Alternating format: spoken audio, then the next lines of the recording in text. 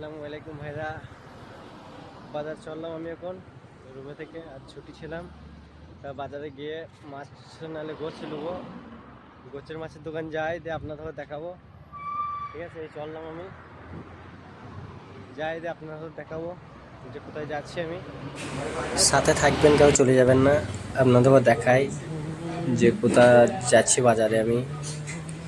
বাজারে কি কি আছে, মাছের দোকান চললাম, দেখতে থাকুন, সাথে থাকবেন, আপনাদেরও দেখাইছে সবই। এই চলে এলাম চৌরাস্তার কাছে, ওই যে সাইড যে দোকানটা দেখা যাচ্ছে না ওটাই।